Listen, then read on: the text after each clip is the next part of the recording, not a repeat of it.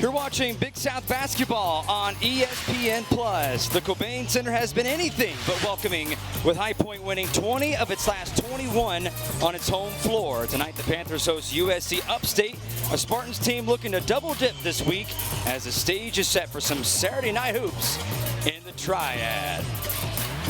And hello, everyone. Welcome courtside alongside Reginald Walker Jr. I'm Ford Martin. Thanks for joining us.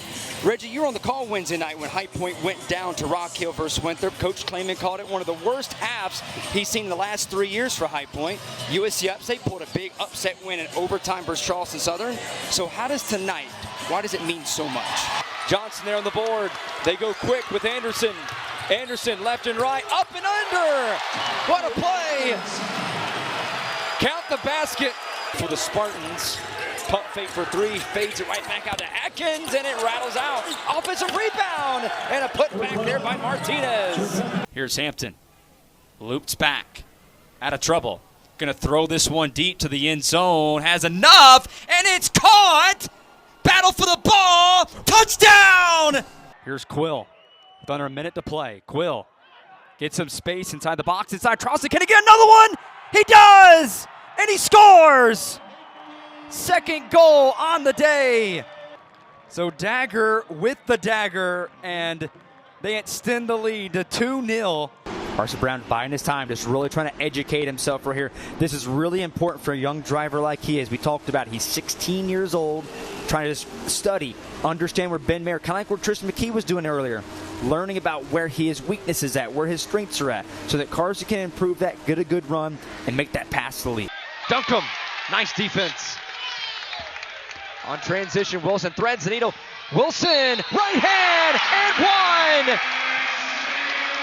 What a drive to the basket for Wilson, and a three-point chance coming. Women's college basketball. Hello, everyone. Alongside Grace Stetler, I'm Ford Martin. Thanks for joining us. Grace, High Point reached once again new heights last season, going to the NCAA tournament for the second time in program's history. They returned 3 of their 5 starters from last year. They're reloaded and ready to do all over again. And hello, everyone. Alongside Bryson Burns, I'm Ford Martin. Thanks for joining us. Happy Thanksgiving, everyone.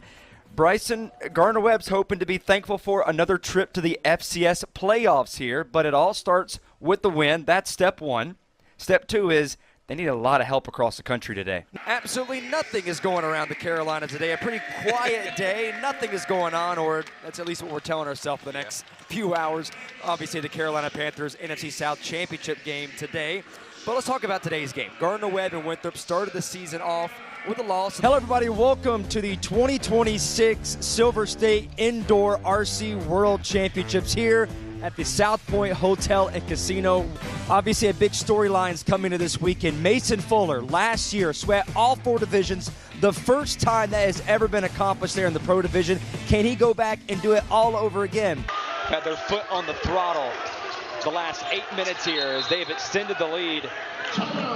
Upstate came back to tie it up, and it's been all High Point ever since. The final 3:07 when we come back.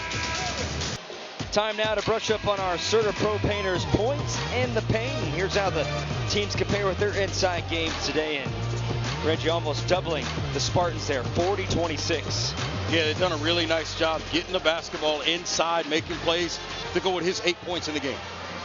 And that's tonight's Serta Pro Painters points in the paint. Remember, when choosing a painting professional, the choice is simple. Choose happy, choose Serta Pro Painters. A lot to like if you're a Panthers fan. We heard Flint Klayman talk with Madison there before going to the break. Wasn't really a big fan of how his team performed in that first half. You look at the field goal percentages, and it was High Point shooting 40% in the first half. Second half, they're at 55. That's the way. Wide open 3 from the wing. Got it!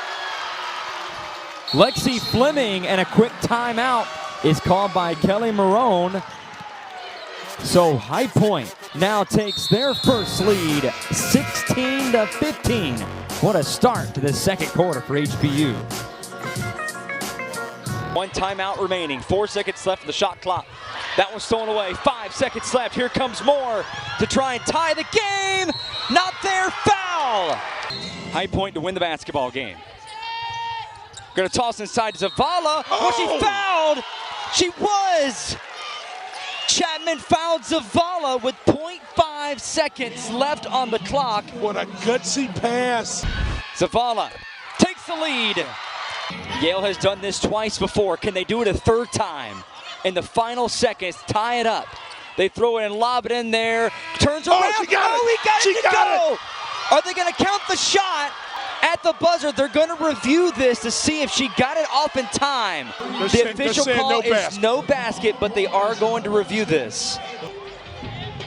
Everything's clean there. May have traveled.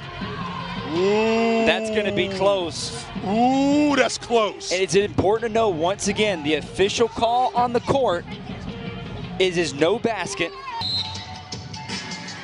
No basket, and that is the ball game. High Point will escape and get their 11th win on the season in a thriller of a basketball game.